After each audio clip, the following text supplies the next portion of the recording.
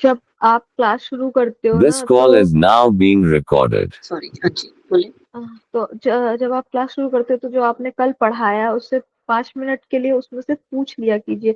वैसे तो हम रिवाइज नहीं कर पाते हैं, ये तो सच्चाई है, पर जैसे अगर आप पूछोगे ना तो एक बारी और वो जब रिकॉल होता है तो फिर थोड़ा सा मेमोरी में रह जाता है। ठीक है, आप जैसा ठीक करेंगे। वैसे तो मैं आपकी जो जीडीपी है, मैं वो बनाना चाह रही थी, पर मेरे पास टाइम नहीं था, तो मैं बना नहीं पाई। कोई नहीं, बाद में देखेंगे अभी, ठीक है?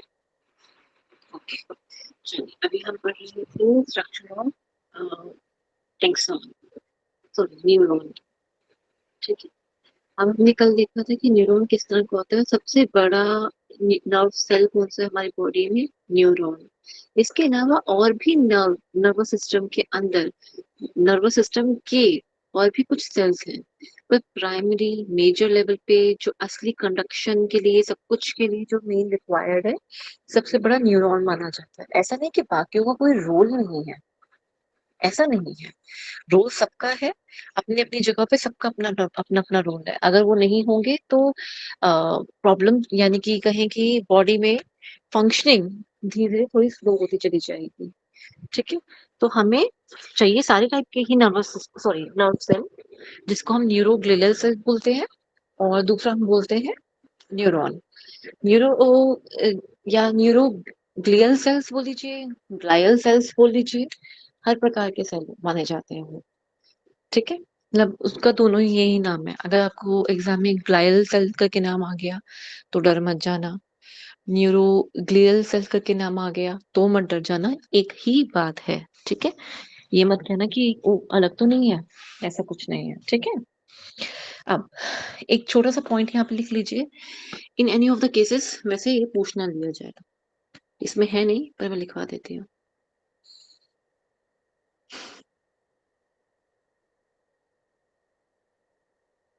न्यूरो ग्लायल या ग्लियल सेल्स, और नहीं तो सिर्फ इसको ग्लायल सेल्स भी बोलते हैं, ठीक है? इसके ना चार टाइप्स वैसे हैं, चार, पर इसको याद करने का तरीका है, ठीक है? ए ओ एम, ओम। तो कैसे है?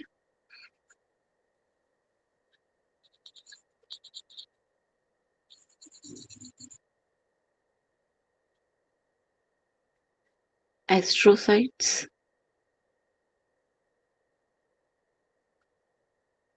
ओलिगो डेंड्राइट्स,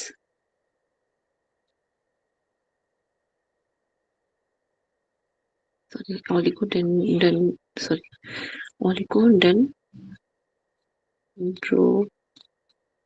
है, डेंड्रोसाइट नहीं, डेंड्रोसाइट है। एंड देन माइक्रो ग्लायल या ग्लियल सेल्स, ठीक है? लास्ट बचता है श्वान सेल। इसके ऊपर समटाइम्स क्वेश्चंस पूछे जाते हैं श्वान सेल के ऊपर, कि ये न्यूरोग्लियल सेल के नाम पे श्वान सेल के ऊपर कभी कभी क्वेश्चन आ जाते हैं, ठीक है?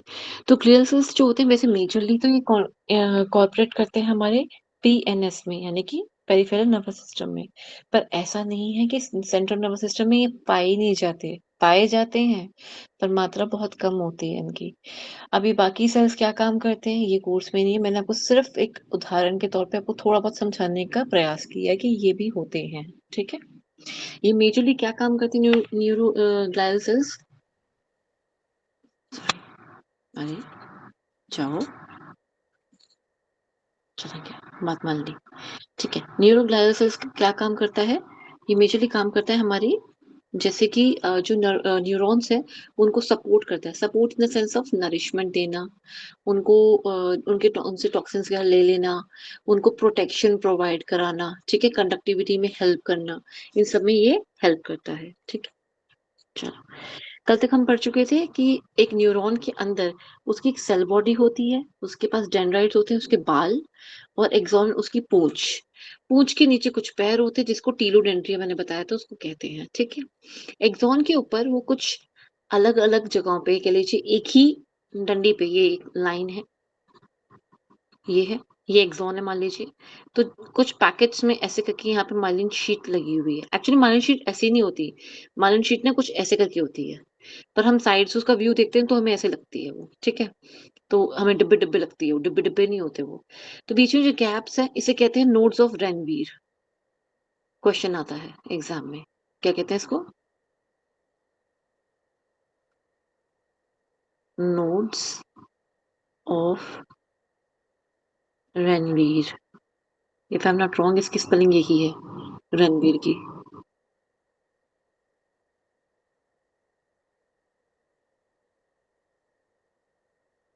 VER नहीं है, VIR ही है आई थिंक।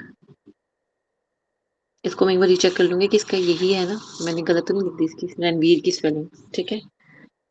एक बार चेक कर लेंगे अभी, ठीक है। अब मैंने कल आपको बताया था कि स्नैप्स क्या होता है। स्नैप्स का मतलब ये होता है, इट इज़ जस्ट लाइक कि एक न्यूरॉन दूसरे न्यूरॉन तक अपनी इन्फॉर्मेशन कैसे पहुँचाएगा। एक खबरी दूसरे खबरी को कैसे अपनी इन्फॉर्मेशन दे रहा है। अब वो खबरी ब्रेन के पास तो पहुँच गया, ठीक है? राजा के पास पहुँचा। अब राजा ने क्या संदेश दिया कि क्या कार्रवाई होनी चाहिए जी आगे? तुम दरबार में तो आ ही गए हो, अब तुम क्या संदेशा लेकर आए हो? उसने बता दिया ये संदेशा है।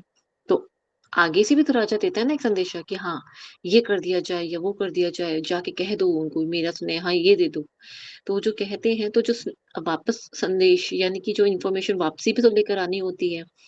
तो ये न्यूरॉन्स के बीच में बातें हो रही हैं, ठीक है? इन्फॉर्मेशन एक्सचेंज हो रही है न्यूरॉन्स के बीच में, उसे हम सिनैप्स कहते हैं। तो कल मैंने आपको बताया था कि इलेक्ट्रिकल कंडक्टिविटी होती है और दूसरी केमिकल कंडक्टिविटी होती है, ठीक है? तो केमिकल और इसमें क्या बात रहती है? इन्होंने कहा एक्साइटेबिलिटी एंड द कंडक्टिविटी। एक होता है इनहिबिटरी भी। वैसे हम इसको इतना इनहिबिटरी इसको इतना कंसिडर नहीं करते, पर हाँ, ये पूछा जा सकता है।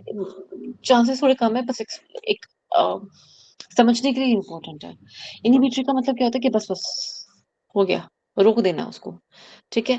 और एक्साइटेटरी का मतलब क्या होता है? एक्साइटेबिलिटी का मीन्स कि मेरे पास इन्फॉर्मेशन आई है, मेरे पास इन्फॉर्मेशन आ गई है, एक तरह से ऐलान करना, सो दैट कि जितने भी आस-पास के न्यूरॉन्स हैं, which are in the conduction, जो भी वहाँ पे उसकी इन्फॉर्मेशन को आगे पहुँचाने के लिए आस-पास जितने भी न्यूरॉन्स होंगे, वो उसके साथ आएँगे और उससे इन्फॉर्मेशन लेने के लिए उसके पास कंडक्शन के लिए उसके पास आ जाएँगे।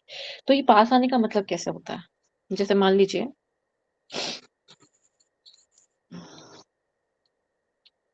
अच्छा हो नहीं जा रहा, यहाँ ले लेते हैं, ठीक है? इसको हटा देते हैं, ठीक है? मान लीजिए एक न्यूरॉन ऐसा आया, ये उसका टीलोडेंड्रिया मान लीजिए, एक्सॉन का टीलोडेंड्रिया है और दूसरे वाला यहाँ मान लीजिए जैसे डेंड्राइट है, ठीक है? कुछ ऐसे है। यहाँ छोटे-छोटे वेसिकल्स होते हैं। ये क्या चीज़ होती है? मान लीजिए पकौड़ियाँ होती है ना बूंदी, बूंदी, कुछ इस तरह से होती है। अब बूंदी में ना कुछ केमिकल्स हैं। वो बूंदी कहती है कि अब मैं केमिकल्स तो तब दूँगी जब मेरे को खत्म होना पड़ेगा। मतलब इसको अपना विनाश करना पड़ेगा तब वो केमिकल रिलीज़ करेगा। अब ठीक है, बूंदी ने अपनी कुर्बानी दी, यहाँ आया और फट गया। फटने के बाद उसने केमिकल रिलीज़ करे। ऐसे ही सबने रिलीज़ कर दिए मान लीजिए। सब फट गए यहाँ पे और सबने केमिकल रिलीज़ कर दिए। इसके पास में ना कुछ ऐसी चीज़ें होती हैं जो इसके रिसेप्टर्स को लेती हैं, मतलब इसको एब्ज़ॉर्ब करती है, इस केमिकल एब्ज़ॉर्ब करती हैं। ये केमिकल क्या है? कुछ नहीं है, सिर्फ़ एक इन्फॉर्मेशन है।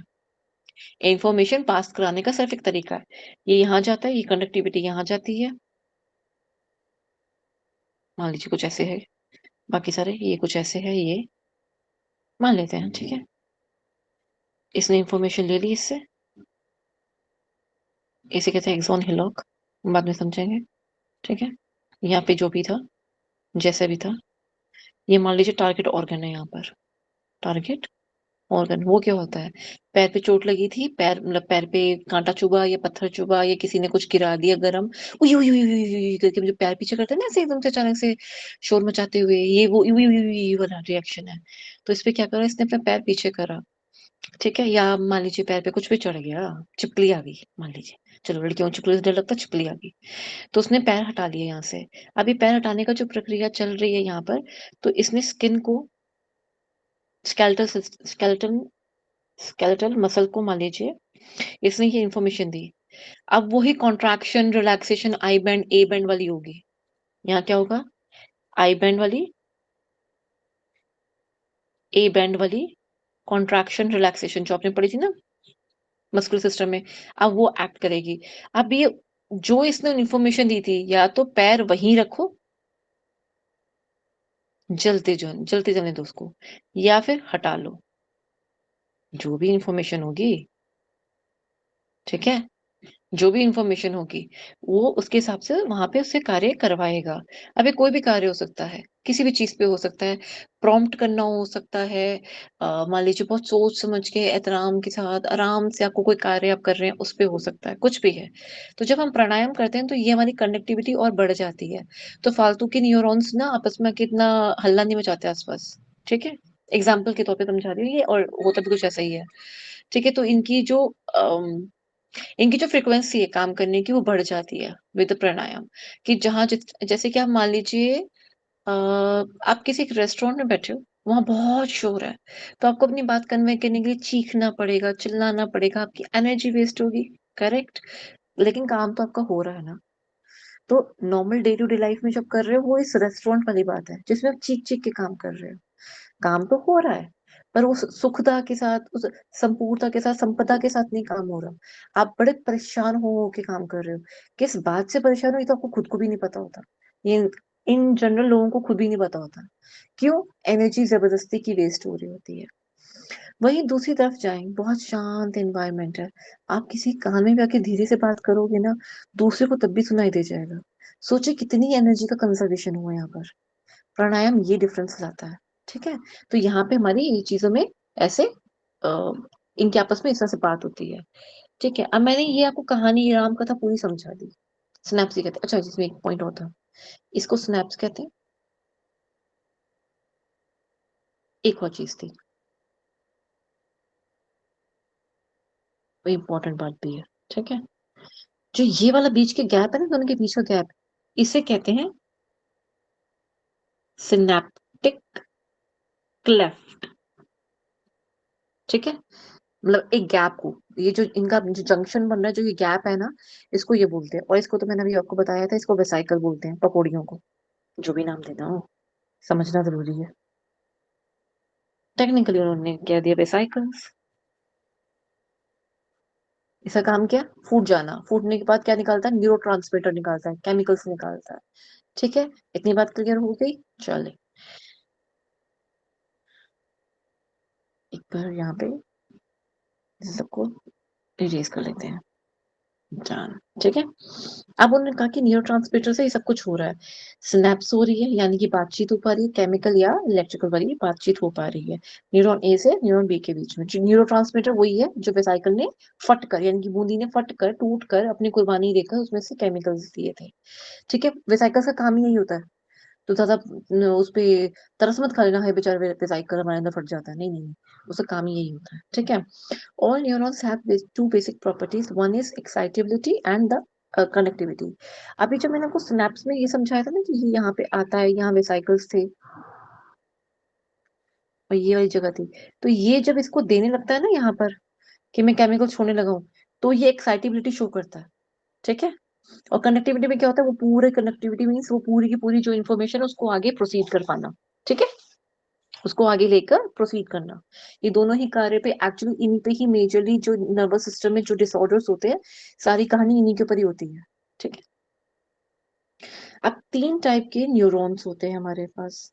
बहुत अच्छी बात है, सिंपल सी बात है, ज़्यादा कुछ इसके ऊपर गड़बड़ करनी नहीं। इसमें क्वेश्चन आता है, खबरदार जिस पे गड़बड़ गड़बड़ करी तो। कोई गड़बड़ नहीं करनी है इस पे। मोटर को क्या कहेंगे? इफरेंट। सेंसरी को क्या कहेंगे? एफरेंट। इंटर को क्या कहेंगे? एसोसिएशन भी बोलते हैं, इंटर भी बोलते हैं। ठीक है? ये दोनों का मिक्सचर होता है, इसे मिक्स्ड न्यूरॉन भी बोलते हैं, connected with the motor and the sensory neurons. ठीक है? इस पे गड़बड़ बिल्कुल नहीं करनी। मैंने को कहा था conveys information from the CNS. अगर सीएनएस से बाहर निकल रहा है तो मतलब एग्जिट कर रहा है, एग्जिट का ई, इफरेंट। ठीक है? अगर सीएनएस के पास ला रहा है, आ रहा है, चलो इंग्लिश में लिखेंगे, रहा है, इसका ये रहा, ठीक है? इंद्रियों से भी समझ सकते हो, जैसे भी, ठीक है। जो भी हमारी बॉडी में पेरिफेरल नर्वस सिस्टम से, या कह लीजिए हम इंद्रियों से जो समझ रहे हैं, हमारे पास जो इंफॉर्मेशन आ रही है ब्रेन के पास, जब वो पहुंचती है, क्या कार्य करना चाहिए, उस चीज को कैसे प्रोसेस करना है, हर चीज के लिए, मतलब जो भी वो इंफॉर्मेशन ला रही है उसके लिए हम एफरेंट न्यूरॉन का यूज करते हैं। मीन्स अभी आप जो सुन रहे हो वो एफरेंट न्यूरॉन है, ठीक है। ई फ्रंट से क्या होता है, जैसे कि मैं यहाँ पे बोल रही हूँ, मेरा ई फ्रंट न्यूरॉन ज्यादा काम कर रहा है, क्योंकि मैं ई फ्रंट न्यूरॉन के थ्रू अपनी बातों को आगे कन्वे करवा पा रही हूँ। जब आप मुझसे कुछ पूछते हो तो मेरा एफरेंट करता है, फिर जब मैं आपको रिप्लाई करती हूँ तो ई फ्रंट होता है। क्या ये बात क्लियर है? आप जब मुझसे क्वेश्चन पूछोगे, आपके एंड पे वो होगा ई फ्रंट, ठीक है, क्योंकि आपके मन में क्वेश्चन आ चुका था, आपने ई फ्रंट आपने पूछा मुझसे। जब मैंने आपको उत्तर दिया आपके प्रश्न का, या जो भी डाउट था उसका, जब मैंने आपको उत्तर दिया, आपको समझ आया, नहीं आया, आपने कोई और उस पे से प्रश्न आपका एक और बन गया, कोई भी डॉट्स आपने करेक्ट करे, वो जब आप अपने ब्रेन आपको जब बताएगा कि हाँ सही है, ठीक है, ओके, ऑल गुड, मुझे समझ आ गया, नहीं तो और कोई प्रश्न साथ में उठ गया, that is because of your afferent. Afferent information लेके जाएगा to register to your brain, ठीक है। कोई भी बात को समझकर, अभी इस टाइम पे आप जो मेरी बात सुन रहे हो, वो एफरेंट लेकर जा रहा है आपके ब्रेन में, कितना आप रजिस्टर कर पा रहे हो उन सारी चीजों को, जिसकी अच्छी मेमोरी, या कहें कि अच्छी इमेजिनेशन, या अच्छी memory in terms of visualization होती है, तो वो साथ साथ में इमेजिने यानी कि विजुअलाइज भी करते हैं, उसकी एक चरित्र बना लेते हैं अपनी आंखों में, कि इस तरह का चित्र होगा, इस तरह की चीजें मन में एक बैठानी शुरू कर लेते हैं। तो मीन्स उनकी सेंसरी जो ये विजुअल जो कहें, उनकी जो मेमोरी का जो एक पार्ट है, ये बड़ा अच्छा है, कॉग्निटिव पार्ट जो है, कहेंगे साइकोलॉजी में पढ़ोगे इसको, तो ये बहुत अच्छा होता है, ठीक है। मैम कई बार ऐसा होता है, जैसे हम सुन रहे हैं आपको और हम्म। आप पूछते हो मेरी आवाज आ रही है आपको, तो जी। इसमें क्या हुआ, हमारा एफरेंट हुआ और जी। हमने फिर माइक खोल के हमें रिस्पॉन्स करना है, तो वो हमें पता चला कि हाँ रिस्पॉन्स करना है, तो वो इफरेंट हुआ। करेक्ट, करेक्ट, करेक्ट, बिल्कुल ठीक समझे आप। ठीक है, आपका जवाब देना इफरेंट है, किसी भी प्रक्रिया पे आपका जवाब देना इफरेंट है, ठीक है, किसी भी प्रक्रिया पे। लेकिन जो भी इंफॉर्मेशन आप ले रहे हो, पढ़ रहे हो, देख रहे हो, सुन रहे हो, टच हुआ, किसी का खाना बनाया, अच्छा लगा, स्वादी था, बहुत अच्छा था, तो वो सारा कुछ जो आपने टेस्ट करा, जब अपनी जिह्वा पे अपना कोई भी खाद्य पदार्थ आपने रखा, वो एफरेंट है, क्लियरली रेफरेंट है। आपने पशु पक्षी को टच करा या फूलों को टच करा, एक अच्छा सा महसूस होता है ना, उनसे बड़ी अच्छी एक लगाव, बड़ा प्यारा लगता है, सब कुछ अच्छा लगता है, तो वो एफरेंट है। तो इन सब की वजह से ही तो हमारी बॉडी में एक अच्छी सकारात्मक ऊर्जाएं आ पाती हैं, और नकारात्मक ऊर्जाएं बन रही है नहीं बन रही है वो तो एक अलग बात है, पर हम सकारात्मक ऊर्जा और नकारात्मक ऊर्जा इन्हीं के थ्रू हम ले पा रहे होते हैं, ठीक है। बाकी एनर्जी का गोला जो आप समझते हैं ना, कारण शरीर और सूक्ष्म शरीर की जो हम बात समझते हैं, वो यहीं से समझने वाली होती है, जो हमारा ऑरा बनता है वो इन्हीं की वजह से बनता है, और भी रीजंस है, पर अभी मेजरली आपको यहीं से बेस बनाओगे तो यहीं से बनाना, ठीक है। थ्री टाइप्स ऑफ न्यूरॉन्स कैसे कैसे होते हैं, सेंसरी, जैसे मैंने बताया, इंफॉर्मेशन लेने वाला। रिले न्यूरॉन्स क्या करता है, ये रिले न्यूरॉन्स ना ये काम करता है, जाके ना कहते हैं ना कि सूचना को फैला देने का काम करता है, एक्चुअली में रिले यही करता है। रिले का मतलब ही इसलिए इसको रिले ही इसलिए रखा, किसी भी चीज को, इंफॉर्मेशन को जाके फैला देना, बता देना पूरे ब्रेन में जाके, ये हुआ, हाहाकार की तरह कि ये चीजें हुई है, ठीक है। फिर उसके बाद मोटर न्यूरॉन अच्छा प्रोसेस करती है, ओके ठीक है, ये प्रक्रिया करनी चाहिए, एंड देन मोटर न्यूरॉन उसका अपना इंफॉर्मेशन वहां जाके भेजती है उनके पास कि अच्छा अच्छा अच्छा, ठीक है, ओके ओके, ये बात है, ऐसे रिएक्ट करो। अब टाइप्स ऑफ न्यूरॉन के ऊपर इसके ऊपर क्वेश्चन आता है कि कौन कौन से टाइप के न्यूरॉन्स होते हैं। बाइपोलर, बाइपोलर से मतलब दो, ठीक है। पोलर से मतलब क्या था, यहाँ पे दो एंड्स की बात कर रहा है यहाँ पर, ठीक है। किसकी बात कर रहा है, एंड्स की बात कर रहे हैं, यहाँ पे दो एक्सॉन हो गए, और बीच में वो जो सेल वाला पार्ट था ना, जब हमने ये पढ़ा था ऐसे वाला, नहीं सॉरी, गलत, मान लीजिए ये था गोल वाला, और ये थे डेंड्राइट्स, ठीक है। मैं बेसिक वाले के साथ कंपेयर कर देती हूँ तो इजी रहेगा आप लोगों को समझना, ठीक है। बेसिक वाला ऐसा होता है, नीचे ये चलो पूंछ भी बना देते हैं, रूट्स वाली फ्लावर लगता है बिल्कुल, ये लग रहा है ना बिल्कुल फ्लावर, ऐसा ही फ्लावर होता है, करेक्ट। ये सोमा होता है बीच में, ये डेंड्राइट्स है सारे सारे साइड्स में, ये एक्सॉन है, और ये टीलोडेंड्रिया है। कुछ इस तरह से होता है, मान लीजिए नीचे की रूट्स जा रही हैं, ठीक है, कुछ ऐसे ही होता है, ठीक है। अभी कह रहा है कि यहाँ पे इसके पास दो दो एक्सॉन है, यानी कि एक और एक्सॉन यहाँ भी इसने क्रिएट कर दिया, यहाँ पे ये एक और एक्सॉन यहाँ पे इसने क्रिएट कर दिया। पर इन रियल लाइफ दूसरे जो न्यूरॉन था उसमें तो ऐसा नहीं होता। तो जब वो ऐसा नहीं होता तो उसको क्या कहा हमने, बाइपोलर न्यूरॉन। ठीक है, ओके। अब यूनिपोलर में क्या बात है कि एक जोन है, पर लेकिन ये वाला जो होता है ना, ये एक्ट कैसे करता है, ये हमारा एक्ट करता है यहाँ पे कि ये ऊपर की तरफ बाहर निकल जाता है और इसके दो पैर ऐसे करके बाहर निकलेगा। होता ये एक ही है, इसको बस फैलाया, मतलब इसके जैसे ऑक्टोपस है, हम उसके 8 पैर हैं। अब अलग अलग 8 पैर हैं, लेकिन अगर किसी की फिंगर्स हैं अगर हाथ में, तो उसको हम 8 तो नहीं बोलेंगे, हमारे हाथ में 5 फिंगर है, हमारे 5 हाथ तो नहीं है ना, है तो हाथ दो ही। तो ये होता जो एक ही में ही है, पर इसको इस तरह से बना दिया जाता है। ठीक है, ये शो ऐसा करता है कि इसके पास बहुत सारे एग्जाम्स हैं, पर एक्चुअल में ऐसा नहीं होता। पर हाँ, कनेक्टिविटी जो होती है वो वैसी रहती है। अच्छा, होता क्या है इसमें, कनेक्टिविटी ना एक ही यूनिट डायरेक्शन में जाती है। इसी कनेक्टिविटी ना दोनों साइड में जा सकती है, यहाँ से भी लेकर यहाँ से भी जाएगा। इसी कनेक्टिविटी सीधी सीधी यही निकल जाएगी, इसके पास नहीं जाती, ये सीधी सीधी यूं निकल जाएगी। ये भी इसकी फंक्शनैलिटी में एक डिफरेंस है।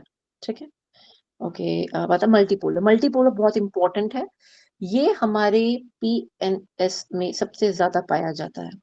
ठीक है, और इफ हाँ, क्या नाम है, एक सेकेंड, हमारे सॉरी, पीएनएस में सीएनएस में पाया जाता है स्पाइनल कॉर्ड के साथ। सॉरी, सीएनएस और पीएनएस में, sorry sorry, spinal cord, PNS का सर, पीएनएस में दूसरे वाला है स्पाइनल कॉर्ड। सीएनएस में आ गया ना, एक तो ये तो ब्रेन समझ लीजिए, मतलब आप ब्रेन और हमारा स्पाइनल कॉर्ड, मैं इसको सीएनएस ना लिख करके ब्रेन लिख दूं तो ज्यादा बेहतर रहेगा। ये सबसे ज्यादा पाया जाता है। मल्टीपोलर क्यों क्यों सबसे ज्यादा पाया जाता है, क्योंकि ये इंफॉर्मेशन लाना, छोड़ना, मेमोरी और हमारे थॉट्स, हमारी वॉलंटरी मूवमेंट, इन सबको ये सेंस कर पाता है। ठीक है, मल्टीपोलर वाला। इसमें एक और पार्ट है, इसमें दिया नहीं हुआ पर मैं लिख लो, उस पर भी क्वेश्चन आया हुआ था एक बार। मैं 2 चीजें लिख देती हूँ, वो चीजें लिख लीजिएगा। ठीक है, एक होता है स्यूडो पोलर न्यूरॉन। ठीक है, एक ही होता है, और दूसरा होता है हमारा मल्टीपोलर, ये वाला। मैम साथ में क्यों करा रहे हो, क्योंकि इसके पे क्वेश्चन आ जाता है और इन जनरल समझ में आना चाहिए। ठीक है, ये पीएनएस के बाहर आधी भारी पाया जाता है और ये सीएनएस में पाया जाता है। सीएनएस में क्या क्या आ गया, ब्रेन आ गया और स्पाइनल कॉर्ड आ गई। ठीक है, उसके अंदर ये पाया जाता है मल्टीपोलर। इससे क्या होता है, जब ये पीएनएस में जब ये वाला होता है, ये हमारी जितनी भी सेंसरी इंद्रियों से जो भी हम ग्रहण करते हैं उसको ब्रेन तक लाने का कार्य ये करता है। ठीक है, फिर क्या नाम है, ये वाला जो होता है सीएनएस वाला, ये हमारी इंफॉर्मेशन जो भी हमने ली उसको समझ के उसको यहाँ तक देता है, प्रोसेस करने का काम करता है, मेमोरी को बनाता है, प्रोसेस करने का काम करता है, मेमोरी बनाता है। ठीक है, थॉट्स, और थॉट्स का तो था एक और, हाँ जी, वॉलंटरी मोमेंट्स।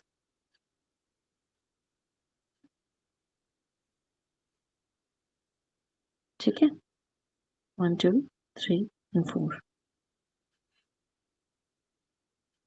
ठीक है, ये मैम ये इसको वॉलंटरी मोमेंट क्या होता है?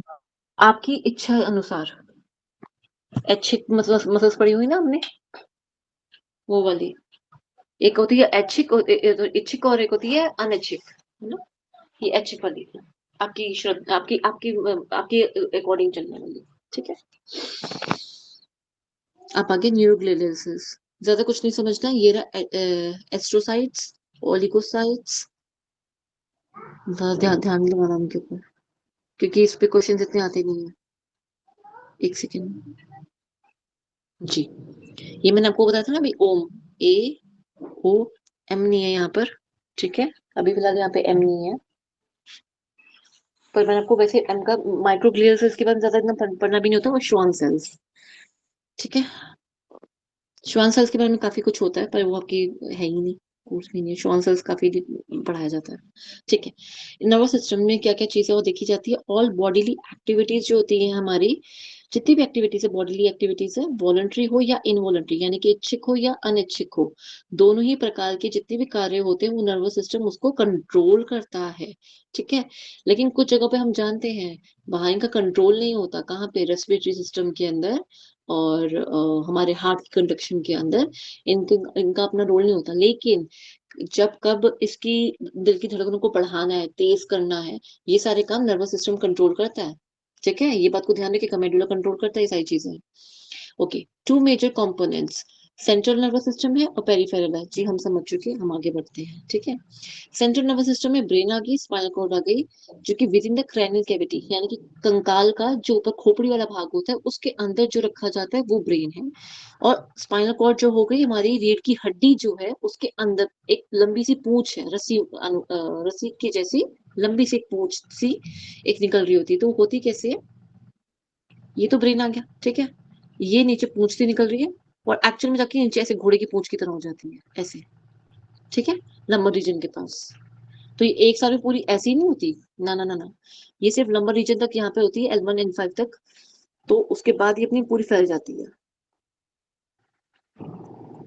ठीक है, okay, these organs work together to integrate and coordinate process sensory and motor information। अभी साथ में मिलजुल कर इंटीग्रेट यानी कि मिलजुल कर काम करते हैं और कोऑर्डिनेट होकर काम करते हैं कि अच्छा जैसे कि किसी ने कोई सामान उठाना है, कुछ भी करना है, तो वो एक कोऑर्डिनेशन के साथ काम होना चाहिए। मतलब मीन्स अगर आप कोई सामान उठाना चाहते हैं तो आपने एक हाथ में सामान उठाया, तो जाहिर सी बात है आपके सामने दूसरा सामान पड़ा है, दूसरे हाथ से आप उठा सकते हो, तो आपने उठा लिया। आंखों का काम इकट्ठे एक साथ होता है, एक आंख तो नहीं दिखती, दूसरी आंख भी दिख रही होती है साथ साथ में। कोऑर्डिनेशन में काम चल रहा है। इंटीग्रेटेड में का कैसे कहेंगे? बोलना, देखना, सुनना सब कुछ इंटीग्रेटेड होके काम कर रहा है। ठीक है, खाना खा रहे हो, साथ साथ में अंदर से जूसेस भी निकल रहे हैं ना, ये सारा कुछ for the purpose of controlling various tissues, organs and organ system. क्यों ऐसा कर रहा है? ताकि हमारे जितने भी टिश्यूज हैं वो एक कंट्रोल में, एक नियमित रूप में बने रहे आपस में। ऑर्गन्स भी अपना कार्य कार्य जो कर रहे हैं वो नियमित रूप से करते रहे, जितने भी हमारे ऑर्गन्स है। और ऑर्गन सिस्टम से मतलब क्या? क्या रेस्पिरेटरी सिस्टम, डाइजेस्टिव सिस्टम। ठीक है, इसमें सिर्फ एक ऑर्गन काम नहीं करता, इन सब में सीरीज ऑफ ऑर्गन्स काम कर रही होती, इसलिए ऑर्गन सिस्टम। ठीक है, इसलिए हम ऑर्गेनाइजेशन ऑर्गेनिज्म है, सॉरी। ठीक है, the central nervous system is responsible for higher neural function such as memory, learning and emotions. हमारी बॉडी देखिए कितना कुछ याद भी रख लेती है, लर्न भी करती है, जो चीज हम सीखते हैं अपने जीवन काल में उनको भी रखती है, फिर एक अपनी मेमोरी बना के रखती है जिसमें शॉर्ट और लॉन्ग टर्म मेमोरी दोनों आती है। ठीक है, एक समझ, बात, कोई बात की समझ को दूसरों को हम ऑब्जर्व करके भी हम कर सकते हैं ना। जरूरी तो नहीं कोई मेरे पास बैठ के मुझे कुछ चीजें सिखाए, हम कुछ चीजें दूर से बैठ के ऑब्जर्व करके भी सीख सकते हैं। And then emotions, emotion could be any way. ठीक है, रोना धोना, हंसना, जागना, खिलखिलाना, सब कुछ, सारे इमोशंस हर तरीके के। ठीक है, अब brain, brain resides in a cranial cavity, वही जो मैं बताया कंकाली तंत्र में खोपड़ी वाला भाग जो होता है वो उसके अंदर। कैविटी, कैविटी का मतलब होता है गड्ढा, गड्ढा मतलब एक खाली जगह। ठीक है, weights about 3 pound in adult और 100 बिलियन न्यूरॉन्स इसके अंदर होते हैं। Control bodily function and interaction outside the world. अंदर तो कंट्रोल कर ही रही है, खाना पीना, जूसेस निकालना, हॉर्मोन्स निकालना, सब कुछ कर रही है। और दुनिया की हम बाहरी तौर पे अगर हम बात करें उसको भी कंट्रोल कर रही है। इसलिए कहते हैं योगश्चित वृत्ति निरोध। तो बाहर भी कंट्रोल करना, अंदर भी कंट्रोल करना तभी होगा जब अपने चित्त को अपने प्रॉपर्ली अपने कंट्रोल में लेकर आए हुए हो। अगर आप अपनी बाहर की इम्बैलेंसेस को बैलेंस कर लोगे, धीरे धीरे अंदर भी बैलेंस होना शुरू हो जाएगा। क्यों? क्या खाना पचेगा नहीं? क्या वो हमारे कंट्रोल में आ जाएगा? नहीं। फिर ये होगा कि आपको भूख कब लग रही है, कब नहीं लग रही, या फिर बहुत कंट्रोल में आ जाएगा। अगर आप बेवजह अपनी बॉडी की एनर्जी को वेस्ट नहीं करोगे तो खाना भी कम ही खाओगे, ज्यादा नहीं खाओगे। ठीक है, 4 parts of brain, cerebrum, diencephalon, ये एनसेफेलॉन जो होता है इसको ब्रेन के लिए यूज करा जाता है, ब्रेन को, मस्तिष्क को दर्शाते हुए सेफेलॉन वर्ड यूज करा जाता है, सेफेलॉन। ठीक है, then cerebellum and then brain stem. अच्छा ये ना, ये थोड़ी तंग करने वाली चीज है ये दोनों, तो उसको याद करने का बड़ा अच्छा तरीका है। ये क्या बनाया? घंटी बनाई है। जो ऊपर वाला भाग है वो सेरिबेरम है और नीचे घंटी वाला भाग जो है बेलम है, बेल, और ये ब्रम। ठीक है, सेरिबेलम और ब्रम के बीच में डिफरेंस है। जो बड़े वाला मस्तिष्क है उसे ब्रम कहा जाता है, जो छोटे वाला बेलम है चुटकू सा पीछे एक ट्री की बिल्कुल छोटा सा ट्री लगता है वो, जैसे एक पौधा हो, या कहीं ब्रोकली कह सकते हो, गोभी, कटी हुई गोभी कह सकते हो, इस तरह से लगता है देखने में। वैसे ब्रोकली ज्यादा अच्छा लगता है, दोनों बहुत रिलेट करते हैं, ब्रोकली और ये। ठीक है, वो सेरिबेलम होता है। अच्छा, ब्रह्म में क्या आ गया? Cerebral cortex and corpus callosum. होता क्या है, ये आपने वो खाया है ना, क्या कहते हैं उसको, अखरोट। अखरोट आप सभी ने खाया होगा। अखरोट में आप देखेंगे, जब कभी आप उसकी गिरी निकालते हैं, अखरोट को तोड़ा, उसमें से गिरी निकाली, वो दो भाग में जुड़ी हुई होती है। करेक्ट, एग्जैक्टली ब्रेन ऐसा ही है, बिल्कुल कॉपी पेस्ट जैसा है। सेम गायराई एंड सल्काई की तरह, जो ऊपर उभार और अंदर डेप्थ जा रही है, उतराई और चढ़ाई जैसे है उसके अंदर, सेम टू सेम ब्रेन के अंदर है। और वो भी दो भाग में जुड़ा होता है, ये भी सेम दो भाग में होता है। वो भी गोल, बाहर से तो दिखने में गोल होता है, पर एक्चुअली वो स्फेरिकल शेप में होता है। अखरोट अंदर की जो गिरी होती है, ठीक है। बाहर से तो हमारा स्कल भी देखा जाए तो गोल ही लगता है, जो खोपड़ी वाला भाग है पीछे से तो गोल टाइप ही लगता है ना, स्फेरिकल तो नहीं लगता देखने में। तो अंदर से ये स्फेरिकल गिरी निकलती है। अब ये गिरी को बिना तोड़े अगर आप देखो एक बार, तो वो जुड़ी हुई बीच में। तो वो जो भाग बीच में जुड़ा हुआ है ना, जिससे वो जुड़ी है आपस में, दो लेफ्ट और राइट जुड़ा हुआ है, जैसे ही तोड़ोगे ना, टूटने पे आप देखेंगे वहां पे एक शेप बन रही होगी ऐसे करके। ठीक है, वो शेप को कहते हैं हम कॉर्पस कैलोसम। मींस अगर आप उसको जोड़े रखोगे, तो जिसने जोड़कर रखा हुआ है, जो पुल है दोनों के बीच में, उसे कॉर्पस कैलोसम कहोगे। तोड़ दिया तब भी आप देख सकते हो लेफ्ट एंड राइट में, तब भी वो पाया जाएगा। ठीक है, कॉर्पस कैलोसम उसे कहते हैं। डाइंसफ्लॉन में क्या होता है? Thalamus, pineal body and hypothalamus. ठीक है, थैलेमस खुद में एक चीज है, एपी एंड हाइपोथैलेमस दो चीजें और होती हैं। देन पीनियल ग्लैंड होता है। ठीक है, पढ़ेंगे अभी धीरे धीरे करके पढ़ेंगे। ब्रेन स्टेम क्या होती है? ये पूंछ है पीछे की। पूंछ क्या है? जैसे ये ब्रेन जा रहा है यहाँ पर, मान लीजिए इस तरफ, ये ऐसे करके, सॉरी, तो यहाँ से ना ऐसे करके ये वो आ गया, सॉरी ब्रह्म आ गया, सॉरी बेलम आ गया। तो यहाँ से ना ऐसे करके यूं, फिर आगे स्पाइनल कॉर्ड में तब्दील हो जाता है। ठीक है, यहाँ तक जो होता है ना, ये वाला ब्रेन स्टेम है। ठीक है, स्टेम बनाई हुई है इसने, एक होल्ड करके रखा हुआ है। इसमें क्या क्या है? मिड ब्रेन आता है, पॉन्स आते हैं, मेडुला ओब्लोंगेटा आता है। ये आ गया mid brain, medulla, pons and then mid brain. इन दोनों के बीच में आता है, यहाँ पे होता है वैसे सेरी, रुको रुको रुको रुको, कंफ्यूज हो जाओगे ऐसे, एक मिनट रुको, हल्का सा ऐसे, फिर नीचे, और यहाँ पे ये, यहाँ पर। ठीक है, ये आ गया, इतना वाला एरिया आ गया मेडुला ओब्लोंगेटा। फिर आ गया पॉन्स, इनके बीच में आ गया सेरिबेलम, एंड देन आ गया मिड ब्रेन। ठीक है, ऐसे, ये रहा, ये रहा। मैंने कहा ना गोभी की तरह लगता है। जो भी आपको शेप लगे, जैसी भी आपका मन करे नाम याद रखने में, आप याद कर सकते हो। ये स्पाइनल कॉर्ड नीचे जा रही होती है। ठीक है, स्पाइनल कॉर्ड से ऊपर की तरफ देखेंगे ब्रेन कहाँ कहाँ से कैसे कैसे जुड़ा है। अगर स्पाइनल कॉर्ड के थ्रू देखना चाहते हो, तो पहले मेडुला ओब्लोंगेटा आएगा, फिर पॉन्स आएगा, एंड देन मिड ब्रेन। ये तो हमने समझ लिया। इनके बीच में, यहाँ पे इसके बीच में समझे आप एक तरह से, इन दोनों के बीच में यहाँ पे जुड़ा हुआ है ये बेलम, ये बेल है, सेरी बेलम। ठीक है, अब ये जो बाकी का भाग आता है हमारा यहाँ पर, ये हाइपोथैलेमस। ठीक है, एक मिनट को उल्टा बना दिया थोड़ा सा। ये आ गया हाइपोथैलेमस वाला एरिया आ गया। नहीं, ये तो पीनियल ग्लैंड बनेगा पीछे की तरफ। ये पीनियल ग्लैंड है, ये हाइपोथैलेमस है, और थैलेमस ऊपर वाला भाग आ जाता है यहाँ पर। ठीक है, और ये कॉर्पस कैलोसम है, ये वाला एरिया जो पीछे ये पूरा स्ट्रक्चर दिखाई दे रहा है, ये वाला स्ट्रक्चर, ये कॉर्पस कैलोसम है। एग्जैक्टली जब आप उसकी अखरोट की गिरी को तोड़ के देखेंगे, सिर्फ इतना सा ही पोर्शन होता है जो आपस में जुड़ा होता है। बाकी सारा पोर्शन बिल्कुल अलग, ब्रेन की तरह हेमिस्फेयर के अंदर ही होता है। ठीक है, कभी आप आज तोड़ कर एक बार देखिएगा, अगर आपके पास किसी के पास है वॉलनट, करके देखिएगा एक बार। ठीक है, अब सेरिब्रल कॉर्टेक्स आ गया, ये वाला पूरा सेरिब्रल कॉर्टेक्स आ गया। ठीक है, और ये कॉर्पस कैलोसम। ठीक है, चले ब्रह्म के बारे में पढ़ने जा रहे हैं हम। मैम सेरी ब्रह्म, मिड मिड ब्रेन के बाद एक हिंड ब्रेन होता है, उसके अंदर ये लास्ट वाला पार्ट जो होता है वही होता है क्या, हाँ, पोन्स? वैसे ये होता है। इसको 3 भाग के अंदर डिवाइड करा गया है। कैसे करा है? Fore brain, mid brain and hind brain. वो अब थोड़े क्वेश्चंस उसके ऊपर कम आते हैं, but I still give you answers, ठीक है। इसका मैं आपको पूरा एक्सप्लेनेशन दे दूंगी किस किस में क्या क्या आता है। वैसे तो थोड़ा कम पूछना शुरू करा इन्होंने, ज्यादा नहीं पूछते, पर फिर भी पता होना चाहिए। ठीक है, आई थिंक इसके अंदर है। नहीं होगा तो मैं बता ही दूंगी, क्योंकि वो आता तो फिर भी है ही एग्जाम में, नहीं तो इंटरव्यूज वगैरह में पूछ लिया जाता है। ठीक है, अभी आगे आएगा, डोंट वरी। अब तो सिर्फ इसमें छोटा सा एक प्रीव्यू था। ब्रह्म, ठीक है, बड़े वाला भाग पढ़ने जा रहे हैं हम। ठीक है, divided into two cerebral hemispheres.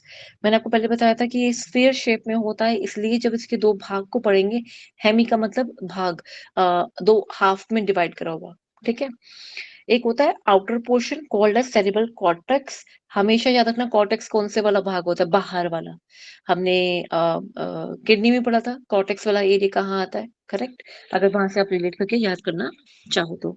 ठीक है, फिर आता है right cerebral hemisphere, left cerebral hemisphere. कौन बताएगा लेफ्ट और राइट इसमें से चंद्र नाड़ी और सूर्य नाड़ी के हिसाब से? जिसने थोड़ी बहुत भी साइंस पढ़ रखी है वो जरूर बताए, और जिसने बिल्कुल नहीं पढ़ रखी वो तो जरूर बताए। एक बार और प्रश्न दोहराइए ना। जी, राइट सेरिबल हेमिस्फेयर यानी कि आपका राइट साइड का जो बाएं साइड, सॉरी, दाएं साइड का जो भाग है सिर का, मस्तिष्क का, वो क्या है? ईड़ा है, पिंगला है? सेम ऐसे ही बाईं ओर पे जो मस्तिष्क का भाग है वो ईड़ा है या पिंगला है? बाएं का ईड़ा है, दाएं का पिंगला है। दोबारा बताएं, सॉरी। बाएं को बाएं बाएं का ईड़ा है, दाहिने का पिंगला है। दाहिना जो है सूर्य नाड़ी होती है और बायां चंद्र नाड़ी होती है। यही बात थी। प्रिया जी को शायद इसका आंसर पता है, बताएं Priya ji. Chandra Nadi is associated with the left hemisphere, and the hmm, Surya Nadi is associated with the right hemisphere, which is the Ida. Correct, ये ईड़ा है। मतलब इसमें उल्टा चलता है मैम। इसमें तो यही उल्टा तो नहीं बताए चलता। हैं हम भी। नहीं नहीं, यही तो बताया मैम, नित्या जी ने भी यही बताया था, ये तो सही तो बताया था। नहीं सॉरी, ये नहीं, ये लेफ्ट है आपका पिंगला, हाँ तो फिर मैम उल्टा हो गया ना। ईड़ा। प्रिया जी ने उल्टा ही तो बताया। हाँ हाँ, नहीं, प्रिया जी ने दोनों उल्टा ही दोनों बताया। दोनों ने कही बताया। नहीं। हम्म, नहीं, प्रिया जी ने ये कहा था कि राइट साइड जो कंट्रोल करती है हमारी बॉडी की, ईड़ा साइड को कंट्रोल करती है, पिंगला को नहीं कंट्रोल करती, सूर्य नाड़ी को कंट्रोल नहीं करती। जो लेफ्ट है वो हमारी बॉडी का चंद्र, चंद्र नहीं बल्कि सूर्य है। अच्छा अच्छा, कंट्रोल करने की प्रश्न पूछने का जो तरीका है वो दूसरे तरीके से, मतलब कंट्रोल कौन करता है ऐसे पूछती तो हाँ, बताता आदमी। बात एक ही आती है, कंट्रोल की बात करूं या कहूं कि किसको रिफ्लेक्ट करता है, एक ही बात आती है। फिर भी ये इंटीग्रेटेड होके साथ में काम करते हैं, जैसे हम सुषुम्ना समझ लीजिए एक तरह से, ऐसे इंटीग्रेट होके साथ में एक मिलजुल के काम करते हैं आपस में। अब होता क्या है, हमारा जो राइट हैंड है वो सूर्य नाड़ी है, लेकिन उसको कंट्रोल कौन करता है? लेफ्ट साइड का, लेफ्ट साइड का ब्रेन कंट्रोल करता है। वहीं जो हमारा लेफ्ट हैंड है, बायां हाथ है, वो जो है वो हमारा चंद्र नाड़ी को कंट्रोल करता है, लेकिन वो हमारा ब्रेन कौन सा? Right.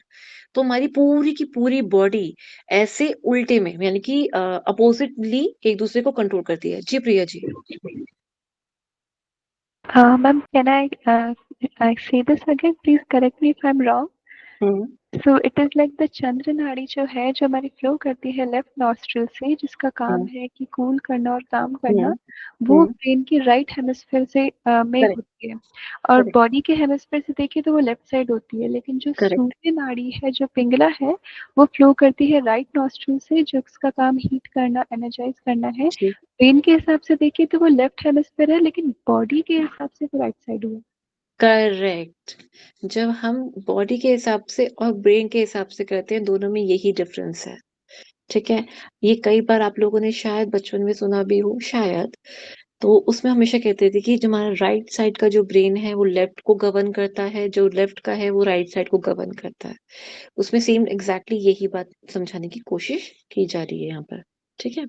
Okay, cortex containing gyri, bumps and sulci या सल्कस भी बोलते हैं। अब ये क्या है, ये ऐसे करके ना ग्रूव्स बने होते हैं हमारे ब्रेन में। अखरोट में देखा ना, बने होते हैं ऐसे ऐसे करके, उपहार से बने होते हैं ना। जो ऊपर वाला होता है ना, इसको कहते हैं गायराई, और जो ये नीचे वाली डेप्थ है इसको कहते हैं सल्काई या सल्कस। ठीक है, इंपॉर्टेंट है, एग्जाम में क्वेश्चन आता है। ठीक है, separated by separated by bimedial longitudinal fissure. ये फिशर जो है यानी कि गड्ढा जो है, एक चीरा जो है, जो चीर रहा है दोनों को, अलग अलग कर रहा है। हम अखरोट की गिरी जो होती है उसको आराम से देख सकते हैं ना कि इसके अंदर दो भाग में डिवाइडेड है, बड़े सारे से देख सकते हैं।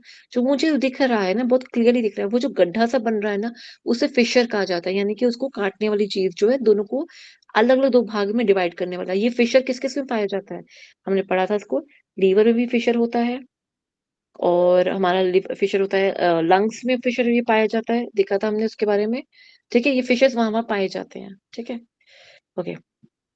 Two hemispheres are connected by a bridge of nerve fibers that relay information between two hemispheres called corpus callosum. अब ये corpus callosum की वजह से जुड़े तो हुए हैं, इसके अंदर बहुत सारी corpus callosum के अंदर क्या क्या पाया जाता है, इसके अंदर नर्व फाइबर पाई जाती हैं, और ये रिले इन्फॉर्मेशन का काम करते हैं। रिले इन्फॉर्मेशन में बताया था ना, क्या खबर बची है। तो पहले के जमाने में क्या होता था, कभी कोई खबर पहुंचानी होती थी ना प्रजा पे, तो एक पोडियम बना रखा होता था। पोडियम मतलब एक जगह बना रखी जो थोड़ी सी ऊंची होती थी, एज अ स्टेज जैसा। ठीक है, स्टेज की तरह वो एक जगह बना रखी होती थी, वहां दरबान या जो भी कह लीजिए, जो भी राजा के जो दूत होते थे वो वहां आते थे, ऐसे ढोल वगैरह बजाना या जो भी नगाड़े वगैरह बजाते हुए वहां आते थे, खबर सुनो करके बोलते थे। और फिर ऐसे पूरा गांव वहां पे आसपास इकट्ठा हो जाता था, प्रजा थी वो पूरी आसपास इकट्ठी हो जाती थी, और फिर वो वहां पे अनाउंस करते थे।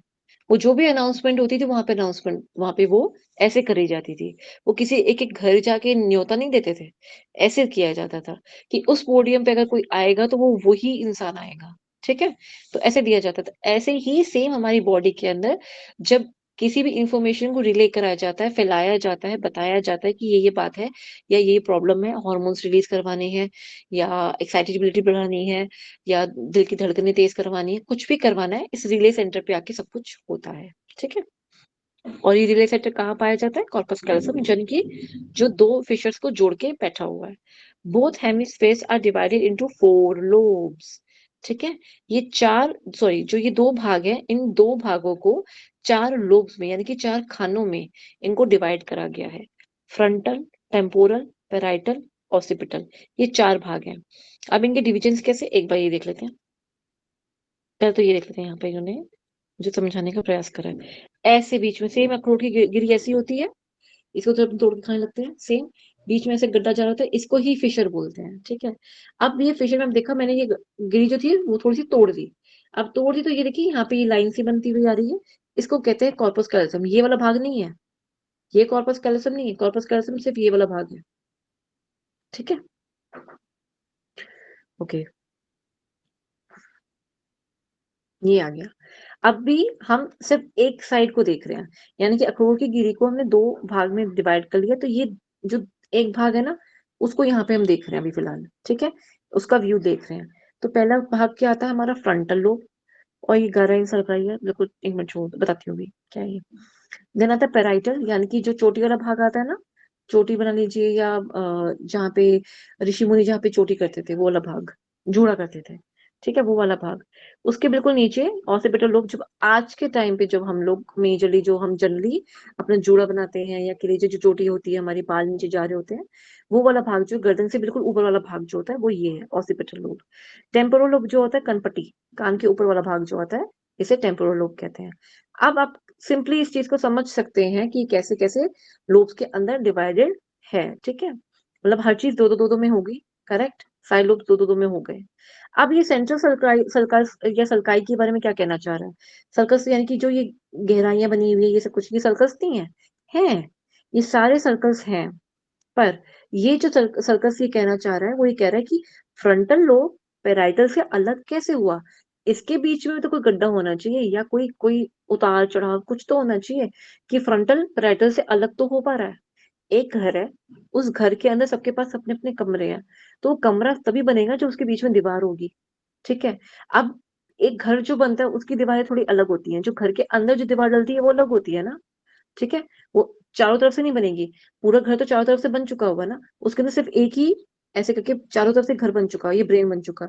अब जो कमरे में दीवार डलेगी या तो यू डलेगी, या तो यहाँ पे कर यहाँ पे स्ट्रेट कर दिया, इन दो के बीच में जो दीवार है वो ये सिर्फ एक ही दीवार हुई ना, चार चार दीवारें तो नहीं मुझे बनानी पड़ी, चार दीवारी तो नहीं बनानी पड़ रही, करेक्ट। ऐसे ही यहाँ पे इनका एक थोड़ा ज्यादा गहरा गड्ढा होता है, थोड़ा सा ज्यादा गहरा गड्ढा होता है इनके कंपेरिजन में। इन बाकियों की जो ये जो गायरे बने हुए हैं ये वाले, ये जो गायराइज बने हुए हैं, सॉरी सर्कल्स बने हुए हैं, ये जो गड्ढे बने हुए हैं गायरा एंड सर्कल बोथ, तो ये जो गड्ढे बने हुए हैं सब में थोड़े कम है, लेकिन जब जैसे ही एक लोग दूसरे लोग से डिवाइड होता है तो ये जो सर्कस है यानी गड्ढा जो है थोड़ा ज्यादा हैवी है, थोड़ा इन डेप्थ ज्यादा हो जाता है, ठीक है। सेम ऐसे ही यहाँ पर आता है, ठीक है। सेंट्रल सर्कस जो होता है फ्रंटल और पेराइटल को अलग करता है, पेराइटल और ऑसिपिटल को अलग करने वाला इनका सर्कस ये वाला है, जिसका नाम क्या आता है हमारा, पेराइटो ऑसिपिटल सर्कस, यानी कि पेराइटल और ऑसिपिटल को अलग करने वाला गड्ढा, ठीक है। ऑसिपिटल हो गया, टेम्पोरल हो गया, और लेटरल सर्कस यानी कि साइड में टेम्पोरल लोब को अलग करने वाला। क्लियर है यहाँ पे, ठीक है। अब इसके अंदर भी बहुत सारी चीजें होती है पढ़ने वाली अलग अलग एरियाज में, ठीक है। फंक्शनल एरियाज ऑफ कॉर्टेक्स यानी कि जो मैम सेरिब्रम है, पैराइटल और टेम्पोरल को भी तो अलग अलग कर रहा होगा कहीं से, तो उसका तो नाम नहीं लिखा था। ये तो रहा, ये तो रहा, ये वाला मैम ये है ना, तो ये तो लेटरल सर्कस। फ्रंटल को। अच्छा नहीं, हाँ इसको नहीं बोला, क्योंकि इसको क्यों नहीं बोला, क्योंकि इसका लेटरल सर्कस नाम दे दिया, यहाँ जरूरत ही नहीं है इसको इतना।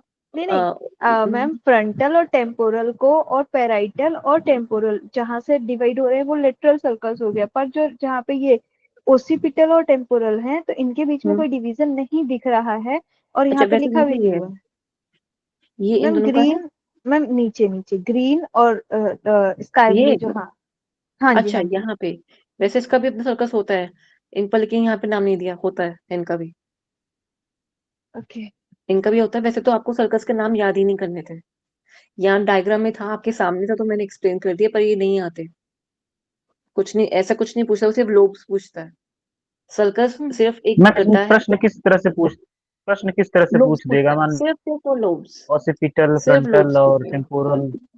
हाँ बस कुछ नहीं पूछेगा, सिर्फ लोब्स पूछेगा, लोब्स के नंबर पूछेगा, बस कुछ नहीं पूछेगा आपसे, कुछ नहीं पूछने वाला। लोब्स का नंबर ज्यादा मतलब?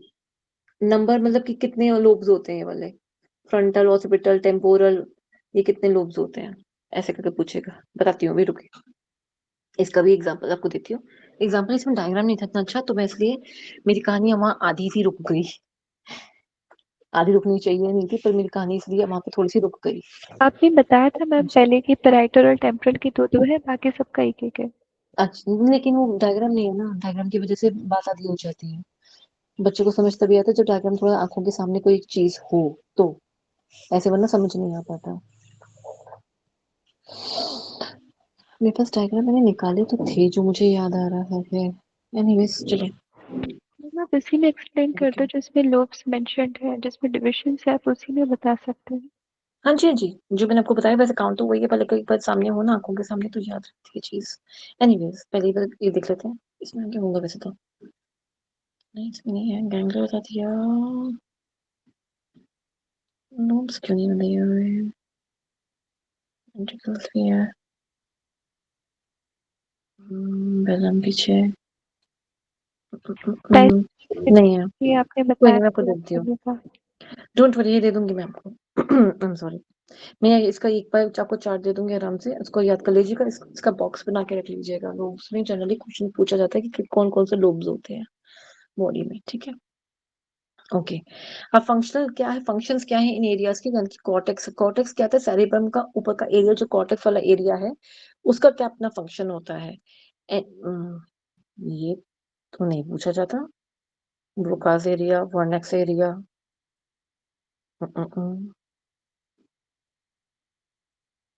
सिंपल आप ये रखेंगे, primary motor area, sensory area and secondary नहीं पूछे जाते आपसे, रुके वेट, नहीं इस डायग्राम से आगे चलेंगे, इस तरह के क्वेश्चंस नहीं पूछे जाते तो कंफ्यूजन वाली चीजें हैं। जो स्पीच सेंटर होता है वो आपका ब्रोकास एरिया होता है, सोच समझ के बात करने वाला जो होता है ना, वो ब्रोकास एरिया होता है। इनकी पूरी कनेक्टिविटी चलती है 1x के साथ, वो नहीं देखना। सेरिब्रल ट्रैक्ट्स होते हैं बॉडी के अंदर, यानी कि ये बहुत डेप्थ में दे रखा है, नहीं पूछते इतना न्यूरल पाथ्स के बारे में। ओके ओके, सेरिब्रल ट्रैक्ट्स क्या होते हैं? ट्रैक्ट्स का ना एक चीज को अच्छे से समझ लीजिए। ट्रैक्ट्स ना उसको कहते हैं जहाँ पे एक्सॉन्स नीचे जा रहे हैं, ठीक है। दो चीजें होती हैं कि जब बंडल ऑफ एक्सॉन, यानी कि ये रहा न्यूरॉन, सॉरी ओके, ये ना बहुत सारे ट्रैक्ट है, यानी कि सबके न्यूरॉन्स यहाँ ऐसे न्यूरॉन्स इकट्ठे होते जा रहे हैं, सबके न्यूरॉन्स अभी एक बंडल बन गया, इसको ट्रैक्ट बोलते हैं, इसको ट्रैक्ट बोलते हैं। और ये हमारे बल्कि हमारे उसके अंदर सीएनएस के अंदर भी पाए जाते हैं, ठीक है। ये असेंडिंग डिसेंडिंग सारे होते हैं, इनको पाथवेज कहा जाता है, इन्हीं से ही हमारी इंफॉर्मेशन ली और दी जाती है, ठीक है। Tracts are the neural pathways, यानी कि नर्वस सिस्टम का एक पाथवे है, एक रास्ता है, ठीक है। Located in the brain, brain के अंदर पाया जाता है और स्पाइनल कॉर्ड के अंदर पाया जाता है, दोनों जगह पे ही पाया जाता है। कौन? ट्रैक्ट। ट्रैक्ट क्या है? एक्सॉन्स का बंडल होता है, ठीक है। बेसल गैंग्लिया भी दिया, ओके। बेसल गैंग्लिया क्या होता है? हमारी ग्रुप ऑफ सेल बॉडीज होती है, lie in deep within the brain, ठीक है, act as a relay centre. ये मेजरली काम करता है। बेसल गैंग्लिया का मतलब क्या होता है? बेस लेवल पे काम करना। बेस लेवल से काम करना मीन्स आप समझ लीजिए कि सब तक इंफॉर्मेशन पहुंचाने का जो कार्य कर रहा है, इसलिए इसको बेसल गैंग्लिया के नाम से जाना जाता है। इसमें सेल बॉडी से मतलब क्या है? डेंड्राइट वाला पार्ट, डेंड्राइट वाला पार्ट कह सकते हैं, या सोमा कह सकते हैं, सोमा ऑफ द बॉडी। जो सोमा सेल दिखते हैं ना, सोमा, जो ये वाला गोल वाला पार्ट था, बालों के अलावा वाला, जो बीच वाला पार्ट आता है, वो वाला, ठीक है। उसको भी सेल बॉडी के नाम से करते हैं, पर हम इसको डेंड्राइट के नाम से याद रखेंगे तो ज्यादा बेहतर रहेगा, आगे के लिए भी समझना इजी हो जाएगा, ठीक है। अब बेसल गैंग्लिया क्या कहते हैं? डेंड्राइट्स क्या होते हैं? ये रिले का काम करते हैं। अब डेंड्राइट्स के पास आपने देखा था ना, बाल थे, तो इसी के पास तो ज्यादा कंडक्टिविटी थी कि यहाँ पे भी एक और न्यूरॉन जुड़ जाए, यहाँ पे भी जुड़ जाए, यहाँ पे भी जुड़ जाए, यहाँ पे भी जुड़ जाए। तो ये बहुत जल्दी और बहुत फास्ट और बहुत एक्टिवली अपनी इंफॉर्मेशन को पास करा पाता है, इसलिए इसको बेसल गैंग्लिया बोला जाता है, ठीक है। या रिले स्टेशन भी बोला जाता है, दोनों नाम याद रखिएगा, दोनों इंपॉर्टेंट है, रिले स्टेशन और बेसल गैंग्लिया, ठीक है। Connection, sorry, station with connection to many parts of the including motor area, यानी कि मोटर एरिया कौन सा? थैलेमस। जैसे कि अगर कोई किसी को कोई प्रॉब्लम है, किसी प्रकार की हार्मोनल प्रॉब्लम हो रही है, हार्मोनल प्रॉब्लम नहीं बोलूंगी, इंफॉर्मेशन लेकर आनी है और थैलेमस ने अपने हार्मोन्स रिलीज करवाने हैं, तो पहले इस जगह पे जाएगा, मतलब जनरेट के पास आए, बेसल गैंग्लिया ने लिया, तो जब ये इन्फॉर्मेशन पहले थैलेमस के पास जाएगी, राजा के पास जाएगी, राजा आगे कनेक्टिविटी करवाता है कि किसने क्या करना है, पहले इन्फॉर्मेशन लेके हमेशा ही थैलेमस के पास जाएगी, उसको रिसीव होने के बाद ही आगे कौन क्या करेगा, कैसे करेगा, वो बाकी डिसाइड होगा। वो थैलेमस ही फिर आगे कमांड देगा किस ग्लैंड को क्या कार्य करना है, ठीक है। Function, fine control of complex movements, coordinated activities like posture walking.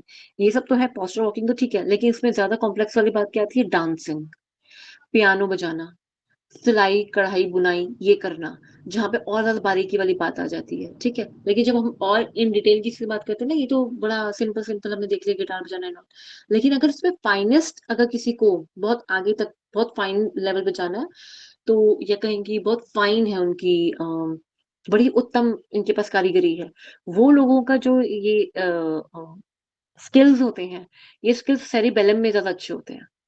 वहां के जो बेसिक गैंग्लिया कह लीजिए, वहां का जो ये बेसिक एरिया है, यहाँ वहां बहुत स्ट्रांग होता है, जिसकी वजह से वो बहुत स्पीड से, या कहें कि बहुत डिफरेंट डिफरेंट धुन, या बहुत छोटा बारीकी वाला काम वो कर पाते हैं। स्किलफुल काम हमारे सेरिबेलम में होता है, ठीक है, जो ज्यादा स्किल्स रिक्वायर्ड करता है। बेसिक बेसिक जो होते हैं वो हमारे बेलम, सॉरी, ब्रम के कॉर्टेक्स में पाया जाता है, कॉर्टेक्स में, और उसमें कॉर्टेक्स में नहीं, बेसल गैंग्लिया में पाया जाता है, ठीक है।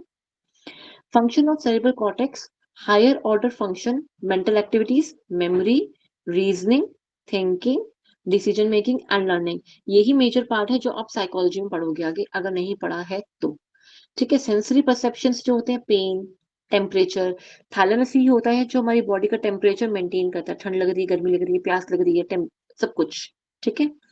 Touch, sight, hearing, taste and smell. Control क्या करता है? हमारे मस्कुलर मूवमेंट, जितनी भी हमारी मस्कुलर मूवमेंट है, हाथ को हिलाना, चलना, उछलना, कूदना, डांस करना, सब कुछ, इवन हारमोनियम पे पियानो बजाना, लिखना, खाना बनाना, सब कुछ, ठीक है। डाइनसेफ्लॉन यानी कि जो हमारी जो ब्रेन का जो सेकंड वाला पार्ट आता है वो डाइनसेफ्लॉन है, centrally located with in the brain, sitting at the top of the brain stem, यानी कि ब्रेन स्टेम के जस्ट ऊपर आता है ये वाला area, above the midbrain and under the cerebellum। Cerebrum के ना ये सेरिब्रम था, इसके अंदर वाला पार्ट ये वाला मिड ब्रेन आया, और ये यहाँ से सॉरी ये डायनसेफ्लॉन आया, मिड ब्रेन यहाँ से स्टार्ट हो रहा था, ब्रेन स्टेम से जस्ट ऊपर, ये वाला एरिया, इसको क्या कहेंगे हम, डायनसेफ्लॉन, ठीक है। अब इसमें क्या क्या चीजें वो देख लेते हैं एक बार। इसमें आता है थैलेमस, हमारा मेजर ग्लैंड जो है, ठीक है। थैलेमस क्या होता है, एक स्मॉल स्ट्रक्चर है, ब्रेन में लोकेट करता है, कहां पर, अबव द ब्रेन स्टेम, जो अभी हमने जस्ट अभी समझा। प्राइमरी फंक्शन क्या है थैलेमस का, is to relay motor and sensory. Motor से मतलब ब्रेन से बाहर जो भी इंफॉर्मेशन हमें भेजने की, अपने कार्य करना क्या है, रिप्लाई जो होता है, ठीक है, वो क्या करने का काम, और क्वेश्चनिंग, जो हम जो चीज देख रहे हैं, इंद्रियों से जो कुछ भी ग्रहण कर रहे हैं, वो सेंसरी आ गया, वो सिग्नल को लेके जाना और सेरेब्रल कॉर्टेक्स तक पहुंचाना, ठीक है। ये प्राइमरी फंक्शन है किसका, थैलेमस का, जैसे मैंने अभी बताया कि इसके बिना, इसके पास पहुंचे बिना, इससे इजाजत लिए बिना आगे कार्य नहीं होते हैं, ठीक है।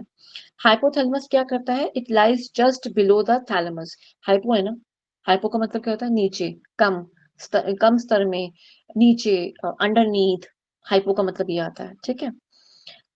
तो थैलेमस के नीचे एक पार्ट है जिसको हम हाइपोथैलेमस कहते हैं, and above the pituitary gland, यानी कि ये थैलेमस है, इसके नीचे यहाँ पे कहीं पे पाया जाएगा ये, ठीक है, हाइपोथैलेमस, ये थैलेमस है ऊपर वाला, ये यहाँ पे पीनियल ग्लैंड जा रहा है इस तरह से। वैसे पीनियल ग्लैंड बहुत छोटा सा होता है, मैं सिर्फ समझाने के लिए बोला, उल्टा कर दिया वैसे मैंने, पीनियल ग्लैंड में बिल्कुल छोटा सा मटर के दाने के जितना होता है, ठीक है, ओके।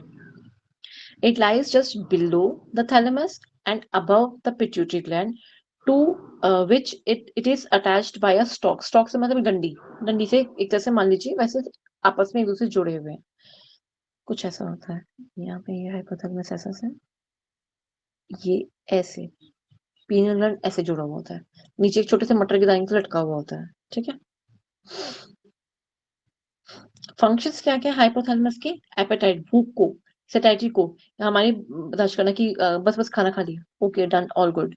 थर्स्ट को, प्यास को, वाटर बैलेंस, हमारी बॉडी में वाटर बैलेंस कितना रहना चाहिए, मतलब कि पानी आपने तो बहुत सारा पी लिया, लेकिन बॉडी में कितना रखना है, ये हाइपोथैलेमस डिसाइड करेगा। आपको प्यास लग रही थी, या आपने किसी न्यूज में देख लिया कि पानी पीने से भाई स्किन बहुत अच्छी होती है, तो आप तो बस शुरू हो गए सुबह से पानी पीना, ठीक है। तो वो पानी तो आप पी रहे हैं, लेकिन वो बैलेंस तो बना के रखेगा बॉडी, मतलब ब्रेन बना के रखेगा, हाइपोथैलेमस बना के रखेगा। अब आपको जब प्यास लग रही है, मीन्स बॉडी के अंदर जो पानी है, तरल पदार्थ है, अब इसकी वजह से, इसकी कमी से हार्मोनल या कहीं डाइजेशन वीक हो रहा है, बाकी के सेलुलर जो काम है वो वीक हो रहे हैं, कम हो रहे हैं, मतलब धीरे धीरे हो रहे हैं, तो इसकी वजह से हमें प्यास लगती है, ठीक है, इसकी वजह से हमें प्यास लगती है। बॉडी टेम्परेचर वही ठंडा गर्म जो मैंने आपको समझाया था, बॉडी के अंदर का टेम्परेचर यानी कि तापमान एक जगह पे मेंटेन होना चाहिए, अदरवाइज सेल धीरे धीरे रप्चर होने शुरू हो जाते हैं। इमोशनल रिएक्शंस, हंसना, रोना, गाना, नाचना, सब कुछ, ठीक है। प्लेजर, फियर, सेक्सुअल बिहेवियर, सब कुछ हाइपोथैलेमस से कंट्रोल होता है। Very very very very important, क्योंकि साइकोलॉजी में भी सेम यही चीजें आपको रिलेट करके वहां पढ़ाई जाएंगी, समझाई जाएंगी। जब बिहेवियर, किसी का बिहेवियर समझना हो, तो वहां से हम इन सब चीजों को रिलेट करने के लिए हमें पढ़ना होता है। वेरी इंपॉर्टेंट, अगर यहाँ नहीं छोड़ोगे तो वहां तो आ ही जाएगा, वहां नहीं आएगा तो यहाँ आ जाएगा क्वेश्चन, ठीक है। पीनियल बॉडी, पीनियल बॉडी क्या होती है, वो छोटा सा मटर का दाना बताने मैंने, ये पिट्यूटरी, ये ये रहा हाइपोथैलेमस, ये रहा थैलेमस, ये रहा पीछे छोटू सा, दोबारा हटाती हूँ, ये देखिए, ये छोटू सा ऐसा, अब देखो, ठीक है, एक ये है, सॉरी, एक यहाँ पर है, एक यहाँ पर है, जो पीछे वाला है वो पीनियल है, आगे वाला पिट्यूटरी है, ठीक है। वेरी इंपॉर्टेंट पॉइंट जो बताने जा रही हूँ, बहुत ज्यादा इंपॉर्टेंट है। जब आप आयुर्वेद पढ़ोगे तो इसका जिक्र आएगा, सर्कादियम रिदम, जब हम कहते हैं कि 6 बजे के बाद खाना नहीं खाना चाहिए, जो जैनिज्म में हम देखते हैं कि वो लोग खाना नहीं खाते, वो इसकी वजह से नहीं खाते, क्योंकि वहां पे पीनियल ग्लैंड जो होता है वो अपनी कार्य क्षमता को धीरे धीरे कम करना शुरू कर देता है। ये एक हार्मोन सीक्रेट करता है मेलाटोनिन, जो कि हमारी स्लीप और वेक साइकिल को मेंटेन करके रखता है। मेलाटोनिन क्या करता है, दिन में तो अच्छा खासा निकलता है, रात के टाइम पे धीरे धीरे और स्लो होना शुरू हो जाता है, जिसकी वजह से हमें फील होता है कि अच्छा नींद आ रही है। ओके ठीक है, तो ये सर्कादियन रिदम ही है जिससे हमें पता चलता है कि दिन होगी या रात होगी। बॉडी जो बताती है कि अब दिन होगी या रात होगी, अब तो नींद, हमें नींद आनी चाहिए। आज के टाइम की बात मत करें क्योंकि अब तो बहुत कुछ बिगड़ा हुआ है, पर बहुत सी चीजें ऐसी हैं कि हमें दिन के टाइम में भूख ज्यादा लगेगी या रात के टाइम में भूख कम लगेगी। खैर ये भी बिगड़ा हुआ है, इस पे भी एग्जांपल नहीं दे सकती मैं। तो जो हम दिन और रात में, हम समझिए कि हमें रात देखते ही नींद आनी शुरू हो जाती है या हम अपने कार्यों को बहुत कम कर देते हैं, वो डिफरेंस जो आता है वो सिर्फ इस पीनियल बॉडी यानी पीनियल ग्लैंड की वजह से आता है। पिट्यूटरी ग्लैंड क्या करता है अपने में? पिट्यूटरी ग्लैंड करता है refer as a master gland. Question आता है, मैंने अगेन कहा साइकोलॉजी में नहीं पूछा जाएगा तो यहाँ पूछ लिया जाएगा, पर पूछा जरूर जाएगा, because it monitors and regulate, यानी कि एक देखता भी है कि कौन क्या काम कर रहा है। जैसे एक होता है ना, पूरे म्यूजिक सिस्टम में आप नोटिस करेंगे एक इंसान होता है जो हाथ हिला रहा होता है, टन टन टन टन टन टन टन टन, वो क्या करते हैं, मॉनिटर कर रहे होते हैं। बाकी सब तो म्यूजिक सिस्टम प्ले कर रहे हैं, क्या वो छोड़ देंगे अगर वो ऐसा नहीं करेंगे? नहीं, बस वो एक रिदम को बनाने के लिए वहां पे ऐसा कर रहे होते हैं, वो मॉनिटर कर रहे होते हैं। सेकंडली वो मॉनिटर भी करते हैं कौन कितना गलत बजा रहा है, कौन सिंक्रोनाइजेशन में काम कर रहा है या नहीं कर रहा है। रेगुलेट करने का मतलब कि आपने किसी से पैसे मांगे, जैसे मम्मी जी से पैसे मांगे आपने, आपने कहा नहीं नहीं नहीं बजट हिल जाएगा, मम्मी जी ने कहा नहीं नहीं नहीं बजट हिल जाएगा, इस महीने नहीं अगले महीने लेंगे। तो ये जो काम कर रहा है, रेगुलेशन का काम कौन कर रहा है? पिट्यूटरी कर रहा है। रेगुलेट करना कि कब क्या चीज कितनी मात्रा में कब रिलीज होनी चाहिए, वो सब कुछ देख रहा है। पर ये मॉनिटर भी कर रहा है। मॉनिटर से कहने का मतलब सिंपल ये होता है कि कौन क्या काम कर रहा है, क्या तुम अपना काम कर रहे हो या नहीं कर रहे हो, ये भी देखना बहुत जरूरी है। ठीक है, ये बहुत इंपॉर्टेंट है। अभी इसकी साइकिल्स आगे चलकर जब हम ग्लैंडुलर यानी कि केमिकल सिक्रीशन के अंदर जब हम पढ़ेंगे ना, तब ये दोनों ही ग्लैंड आपको वहां पढ़ने पड़ेंगे। जब हाइपोथैलेमस, सॉरी हाइपोथैलेमस नहीं, थायराइड ग्लैंड के साथ हम इसको रिलेट करके वहां पढ़ेंगे। ठीक है, okay. Mainly bodily functions through the hormones. ये हार्मोन्स को सिक्रीशन उसकी कि कितना किसने सिक्रीशन करवा लिया। एक होता है ना कि खाना पचाने के लिए हमें हार्मोन्स चाहिए, तो उसका कौन, उसको मॉनिटर कौन कर रहा है, उनको कौन देख रहा है कि बस खाना पच गया तो वो हार्मोन्स नहीं निकलने चाहिए, अब जूसेस नहीं निकलने चाहिए। रोना था बस रो लिया, इतने ही हार्मोन निकलने थे, अब और नहीं निकलेंगे। हंसना था, इतना ही हंसना था, और पागलों की तरह बार बार बहुत देर तक नहीं हंसना था। ये भी एक बीमारी है वैसे, पर लेकिन इन नॉर्मल जनरल केस इंसान थोड़ा सा ही हंसता है ना, बहुत देर तक तो नहीं हंसता एक ही बात पे, एक्सेप्शनल को जोक्स को छोड़कर। ठीक है, तो उसमें काफी देर तक हम हंसते हैं, तो वो जो हार्मोन्स है वो यही रिलीज करवा रहा होता है। ठीक है, पीनियल हमने समझ लिया, थैलेमस ये रहा अपने में बड़े वाला, और नीचे इसका ये ऑरेंज वाला पार्ट जो है हाइपोथैलेमस। हाइपो का मतलब नीचे, अंडरनीथ, किसी भी चीज के नीचे। ठीक है, फिर आगे उसके नीचे पिट्यूटरी। तो आप इसको ऐसे भी याद कर सकते हो, टी एच पिट, टी एच पिट। इससे क्या होता है कि बस ये याद करने में इजी हो जाता है कि पिट्यूटरी इसके साथ है, पीनियल पीछे है। पीनियल में एक और चीज भी याद करने का एक और तरीका भी क्या होता था कि ईएल है ना, यहाँ पे आई कर देना। क्यों कर देना ये आगे चल के समझाऊंगी। ठीक है, ब्रेन स्टेम कहाँ समझाऊंगी, जब आई का स्ट्रक्चर समझेंगे तब, और नाउस को थोड़ा सा पढ़ेंगे तब। ठीक है, ब्रेन स्टेम। टाइम कितना हुआ है? आई गेस टाइम लेट तो नहीं हो गया ना आज? ओ ओ टाइम हो रहा है। ब्रेन स्टेम को थोड़ा सा कंप्लीट कर दिए, then will go for the meninges. Meninges हम कल कर लेंगे। ब्रेन स्टेम का सिर्फ एक छोटा सा पैराग्राफ है। Okay, it is like a bottom part of your brain, पर होता है एक रूट की तरह, एक तना, जैसे पेड़ का तना होता है ना, कुछ इस प्रकार का होता है ये। It look like a stalk that connects the rest of your brain to your spinal cord. आप ये समझिए कि हमारा पूरा जो सिस्टम है ब्रेन का, हमारी बॉडी का कनेक्ट करने के लिए भी, ये जो मेन असली तार है, असली जो मेन कॉर्ड है, वो ये है ब्रेन स्टेम। इसलिए इसको नाम स्टेम से दिया गया है। ठीक है, your brainstem sends signals from your brain and to the rest of your body.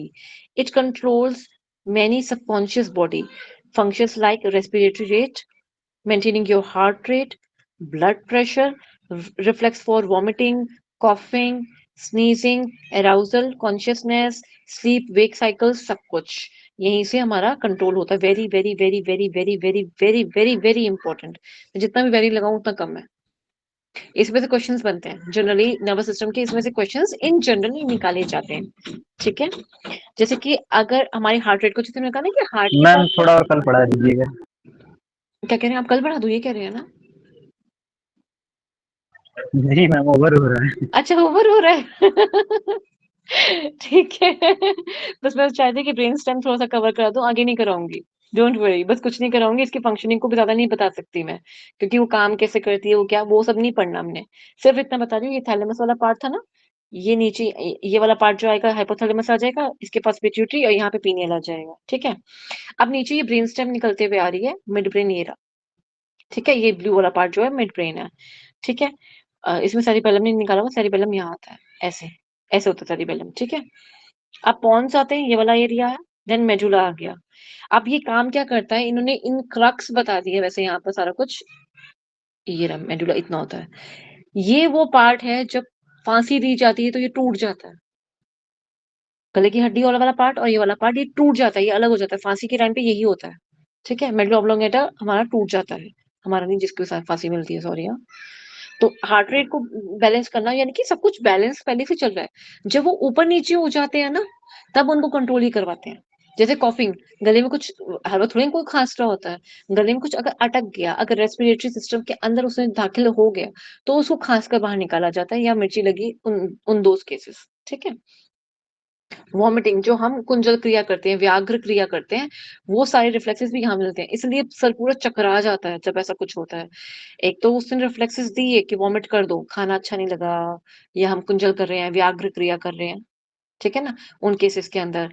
Secondly हमारा क्या आता है, हार्ट रेट की मैं बताई थी मेन पॉइंट, कि जो मैंने आपको उस टाइम पे बताया था कि एसए नोड और एवी नोड काम करते हैं। ये दो स्विच बोर्ड्स होते हैं उसके काम करने के। करंट तो ये पास कराता है, आई से करंट बोलते हैं, आई करंट तो ये पास कराता है, ये उसको सेट करता है, उसकी एम्पलीफिकेशन करता है, एम्पलीफिकेशन करता है। I just take 1 minute only. ठीक है, तो ये इसको एम्पलीफाई करता है, पूरी जगह पे फैला देता है उसको अच्छे से। ठीक है, एम्पलीफाई कर देता है। तो लेकिन ये काम तो अपने आप कर रहे हैं, इसके लिए ब्रेन की क्या जरूरत थी? बस ये उस जगह पे काम आता है जब कभी हम बहुत तेज भाग रहे हैं, या हम जैसे भस्त्रिका या कपालभाति में क्रियाएं कर रहे हैं, तो हार्ट रेट इसके अंदर बढ़ जाता है ना। इसलिए मना करा जाता है कि हाइपरटेंशन के लोगों को ये नहीं करवाना चाहिए। ठीक है, तब वो बहुत तेज हो जाता है, उस रेट को नॉर्मलाइज करने में टाइम लगता है, और तब तक तो वो जो हाइपरटेंशन वाला इंसान होगा, वो चंदन के हार की तैयारी कर चुका होगा। तो वो नहीं करना है, ठीक है, उनको नहीं करवाना है। टाइम लगता है, it takes time to get settle down, और पैरासिम्पैथेटिक को अपना काम करने में टाइम लगता है। ठीक है, बाकी हम कल समझेंगे। वेरी वेरी इंपॉर्टेंट पॉइंट यहाँ तक मैं खत्म करके जा रही हूँ, पर ये पूरा क्लियर नहीं है। ये जो पार्ट दिया ना उन्होंने, ये अभी भी क्लियर नहीं दिया कि पॉन्स क्या कर रहा है, मेडुला क्या क्या कर रहा है, और हमारा मिड ब्रेन क्या कर रहा है। अभी भी इसमें पूरा क्लैरिटी नहीं है, इसमें कुछ क्वेश्चंस आते हैं मेजरली पॉन्स और मेडुला से, वो मैं कल इसकी क्लैरिफिकेशन आपको दे दूंगी, डोंट वरी। ठीक है, चलिए, 1 second, give me a moment.